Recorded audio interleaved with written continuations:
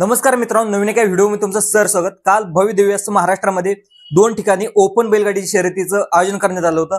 एका मैदानामध्ये आपला टॉपचा सर्वात बैल म्हणजे आपल्या सर्वांचा लाडका बकासूर गेला होता।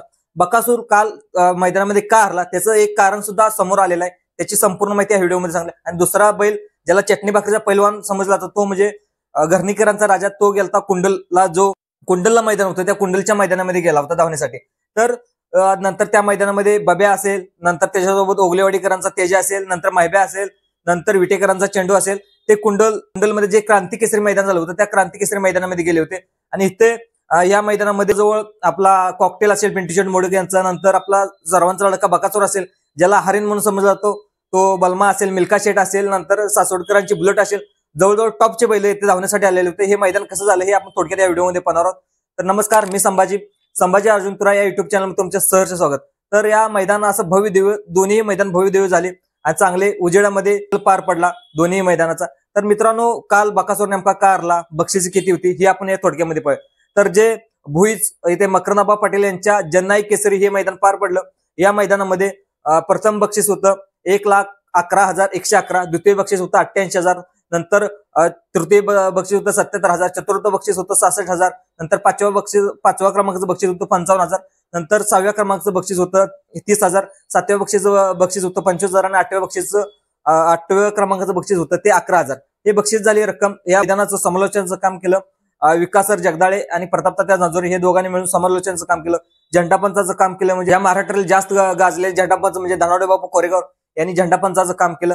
तर या मैदानासाठी संपूर्ण महाराष्ट्रातून प्रमुख नंदी धावण्यासाठी आलेले होते, ते म्हणजे आपला सर्वांचा लाडका बकासूर, नंतर त्याच्यासोबत होता गुरु, नंतर सासवडकरांची बुलेट, त्याच्यासोबत होता मुळशीकरांचा मिल्का शेट, आणि दुसरं पाहायला गेलं तर पिंटू शेट मोडक यांचा कॉकटेल, आणि त्याच्यासोबत दुसरा एक नंदी होता नवीन नंदी। आणि दुसरं पाहायला गेलं तर जय दैवत गोवेकर सरपंच, जे एक चांगलं नाव आहे, तो म्हणजे बैलगाडा मालक, त्यांची नवीन खरेदी बहुऱ्या, आणि त्याच्यासोबत होता पृथ्वीराज खुटवळ यांची जी नवीन खरेदी ते म्हणजे बैजा। ही गाडी सुद्धा गुलालास पात्र ठरली। ही गाडी कशी पडली हे सुद्धा तुम्हाला सांगणार आहे। तर दुसरं प्रमुख बैल या मैदानासाठी धावण्यात आलेले होते। जवळजवळ 375 गाड्यांनी या भुईज या मैदानामध्ये सहभाग नोंदवला होता। मैदान हे अतिशय चांगल्या प्रकारे, आणि या मैदानामध्ये जवळजवळ बकासूरच्या गटामध्ये गाडी सुद्धा झुकली नाही। सर्व टॉपचे नंदी गट पास झाल्यानंतर सेमी सुद्धा पास झाले। आणि या मैदानामध्ये प्रथम क्रमांकाचे कोण मानकर झाले, द्वितीय क्रमांकाचे कोण मानकर झाले, तर आणि बकासूरची का हार झाली हे आपण थोडक्यामध्ये। तर सेमीमध्ये चांगले मध्ये बलमा आणि बकासूर आणि वेगवेगळे दुसरे सुद्धा नंदी होते, ते म्हणजे जो बकासूरचा सेमी होता त्या सेमीमध्ये बलमा होता, आणि बलमा असल्यामुळे बलमाची गाडी ही मधून होती, आणि बलमाच्या साथ होती ते म्हणजे सासवडकरांच्या बादलची। बादल सुद्धा आता पाहायला गेलं तर अतिशय टॉपचा नंदी आहे, कारण का की पाठीमागचं जे मैदान झालं होतं 5 लाखाचे दोन्ही मैदानामध्ये, ते द्वितीय क्रमांकाचा मानकर ठरला तो म्हणजे बादल, आणि त्याच्यासोबत होता जे पुसेगाव हिंद केसरीचा रोमन आणि बादल। ही गाडी अतिशय चांगल्या प्रकारे धावते, आणि इथून पुढे सुद्धा ही गाडी धावेल, आणि तीच गाडी धावणार म्हणजे ज्याला पब्लिकचं भिताड म्हणलं जातं तो म्हणजे सासवडकरांची बादल। ही बादल आणि बलमा ही गाडी दोन्ही ताकदीची बैल, आणि ताकदीच्या बैलामध्ये आणि दुसऱ्या बाजूला होता तो म्हणजे 1 नंबर तासावरून तो म्हणजे आपला सर्वांचा लडका बकासूर, आणि त्याच्यासोबत विलास पैलवान यांचा गुरु। ही गाडी सेमीमध्ये धावण्यासाठी होती। ही गाडी अतिशय चांगल्या प्रकारे धावत होती। बकासूर पाठीमागच्याच काल जो 2 दिवसाच्या पाठीमाग मैदान झालं होतं तिथे प्रथम क्रमांकाचा मानकर ठरला होता। चिक्या आणि बकासूर ही तिथे प्रथम क्रमांकाची मानकर ठरली होती, आणि लगेच दुसऱ्या दिवशी बकासूर आपला धावण्यासाठी तिथे आलेला होता, आणि तिथं त्याने गटामध्ये कोणतीही गाडी झुकली नाही, तरी पण गाडी सेमीला पात्र ठरली। सेमीमध्ये सगळ्या गाड्या सुटल्यानंतर बलमा आणि बादल यांनी सेमी पास केला। ही दोन्ही गाडी मधून असल्यामुळे त्यांना एक फायदा झाला, आणि दोन्ही ताकदीची बैल, आणि त्यांनी गाडी अतिशय वेगाने गाडी सेमी पास केला। आणि दुसरे पहिले तिथे एक दुसरी नवीन नंदी तिथे 2 नंबरला उतरली, आणि आपल्या सर्वांचा लडका बकासूरची गाडी ही तृतीय क्रमांकाच उतरली।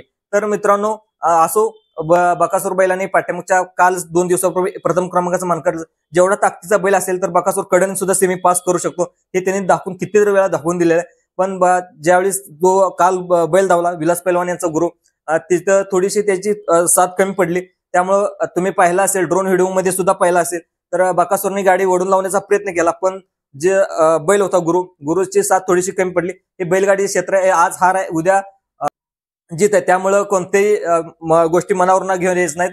तर बकासूर नक्कीच कमबॅक करेल, हे आपल्याला प्रत्येक बकासूर फॅन्सला एक पूर्ण विश्वास असतो त्याच्यावरती। बकासूर पुढच्या मैदानामध्ये ज्या गाडीने मार खाल्लाय त्याच गाडीचा पुन्हा प्रत्युत्तर देण्याचं काम सुद्धा आपल्या वेळोवेळी बकासूर करतच असतो। तर मित्रांनो, बकासूर आणि नक्कीच आपल्याला पुढच्या येणाऱ्या मैदानामध्ये कमबॅक करेल हेच आपल्याला वाटतं. तर आज प्रथम क्रमांकाचे मानकर ठरले तो म्हणजे आपला बलमा आणि त्याच्यासोबत होता सासवडकरांची बादल. ही गाडी अतिशय चांगल्या प्रकारे धावली, गटाला सुद्धा अतिशय चांगल्या प्रकारे धावली. नंतर सेमीला सुद्धा बकासूरच्या सेमीमध्ये बलमा आणि बादल होते आणि चांगल्या गाड्या या सेमीमध्ये होत्या आणि अतिशय चांगल्या अंतराने सेमी काढून ही गाडी फायनलसाठी पात्र ठरली होती. तर बलमाला सुद्धा खूप दिवसापासून गुलाल भेटत होता, पण प्रथम क्रमांकाचे मानकरी भेटत नव्हते. त्यामुळे आज त्यांना एक चान्स भेटला, एक नवी चुणूक दाखवण्याचे आणि बलमाला सुद्धा चांगला एक ताकदीचा बैल भेटला. तर बलमा सुद्धा काय करू शकतं हे प्रत्येक महाराष्ट्राने पाहिलेलं आहे आणि त्याला एक सातारचं हरिण म्हणून एक त्याची स्वतःची ओळख त्याने स्वतःच्या पळावरती निर्माण केलेले. बलमा सुद्धा अतिशय चांगला धावणारा बैल आहे. त्यामुळं बलमा ज्या वेळेस त्याला ताकदीचा बैल आणि बैल पुरतो त्यावेळेस त्याच्या जोट्यात येणारा चांगला बैल त्याला साथ भेटते, त्यावेळेस बलमा सुद्धा एक वेगळी चुणूक करून दाखवत होतो. बलमा आणि बकासूर सुद्धा ह्याच्या अगोदर सुद्धा कितीतरी वेळा गाडी धावलेली आहे आणि ती कितीतरी वेळा ती प्रथम क्रमांकाची मानकर ठरलेले. बलमा आणि बकासूर एका जोट्यात पळणारी गाडी, तर कोणाचे एका भावाची हार होते, एका भावाची जीत होते. तर आज हे बैलगाडीचं क्षेत्र आहे, आज हार आहे तर उद्या जीत आहे. त्यामुळं कोणीही मनावर घ्यायचे नाहीत गोष्टी. त्यामुळं बलमा हे सुद्धा आपलाच आहे, बकासूर सुद्धा आपलाच आहे. बलमाला सुद्धा खूप पाठीमागच्या मैदानामध्ये यश अपयश येत होतं आणि पण हे प्रथम क्रमांकाचा मानकरी गावत नव्हता. पण आज त्यांना शेवटी आज प्रथम क्रमांकाची त्याला बैल सुद्धा साथ भेटली. त्यामुळे आज प्रथम क्रमांकाची मानकर ठरली. तर द्वितीय क्रमांकाच्या गाड्यामध्ये 2 गाड्या आज सामन्यात उतरल्या, ते म्हणजे सासवडकरांची बुलेट आणि त्याच्यासोबत होता मिल्खा शेठ. ही गाडी सुद्धा द्वितीय क्रमांकाची मानकर ठरली. नंतर आपला शेठ गोविकर यांचं गाडी तो म्हणजे भवऱ्या आणि पृथ्वीराज खुटवळ यांचा बाजा नवीन खरेदी, ही गाडी दोन्ही खरेदी नवीन गाडी आज या मैदानात पळाल्या. गटाला सुद्धा अतिशय चांगल्या प्रकारे पळाल्या, सेमीला सुद्धा अतिशय चांगल्या प्रकारे. आज ती गाडी चतुर्थ क्रमांकाची मानकर ठरली. आज संपूर्ण महाराष्ट्राने वेगवेगळे नंदी आले होते आणि आज 8 गाड्या फायनलसाठी पात्र ठरले होत्या. तर दुसरं मैदान पाहूया ते म्हणजे कुंडल, जिथं क्रांती केसरी. या मैदान सुद्धा 1 लाखाचं बक्षीस होतं प्रथम क्रमांकाचं, दुसरं 71, नंतर दुसरं 75, नंतर असे वेगवेगळ्या क्रमांकाने बक्षीस होते. नंतर या मैदानामध्ये चांगल्या गाड्या इथे धावण्यासाठी आल्या होत्या. तो म्हणजे आपला चटणी भाकरीचा पैलवान घरणीकरांचा राजा, त्याच्यासोबत होता 4x4 गजा. तर दुसरं पाहायला गेलं तर एक्सप्रेस म्हणून जे ओळख आहे, सलग 11 मैदानामध्ये प्रथम क्रमांकाचा मानकर ठरवणार तो म्हणजे बुलढाणा एक्सप्रेस बब्या आणि त्याच्यासोबत होता संग्राम उदयसिंह पटेल यांचा उगलेवाडीकरांचा तेजा. नंतर दुसरं पाहायला गेलं तर ज्याला 1 कोटीची मागणी आली तो म्हणजे आपला महिब्यासोबत होता विटेकरांचा चेंडू. ही गाडी सुद्धा प्रमुख. आणि नंतर पाहायला गेलं तर वाटेगावकरांचा बादल. नंतर दुसरं पाहायला गेलं त्याच्यासोबत होता एमएमचा राजा. या प्रमुख धावण्यासाठी आले होता. इथं सुद्धा अतिशय चांगल्या प्रकारे मैदान पार पडलं. उजेडात हा मैदान पार पडला आणि या मैदानामध्ये प्रथम क्रमांकाची मानकर ठरली ती गाडी म्हणजे आपला एमएमचा राजा वैष्णव मोहन मदने यांचा एमएमचा राजा आणि त्याच्यासोबत होता जो वाटेगावचा बादल आणि आज एमएनचा राजा आज प्रथम क्रमांकाचे मानकर कुंडल क्रांती केसरी या मैदानाचे मानकर ठरले. दुसरं पाहायला गेलं तर तृतीय क्रमांकाचे मानकर चटणी भाकरीचा पैलवान तो म्हणजे घरणीकरांचा राजा, त्याच्यासोबत होता 4x4 गजा. तर जे द्वितीय क्रमांकाचे मानकर ठरले त्याचं अद्याप नाव समजू शकलं नाही. ज्याला नाव माहिती आहे ते कमेंट बॉक्समध्ये तुमच्या प्रतिक्रिया नोंदवा. मित्रांनो, ही माहिती कशी वाटली? ही माहिती आवडली असेल जास्तीत जास्त दुसऱ्या लोकांना सुद्धा शेअर करा आणि आपल्या सर्व मित्रांना जे बैलगाडी क्षेत्रावर प्रेम करतात ते आपल्या युट्यूब चॅनल जास्तीत जास्त लाईक करा. असेच आपण नवनवे व्हिडिओ घेऊन येतो.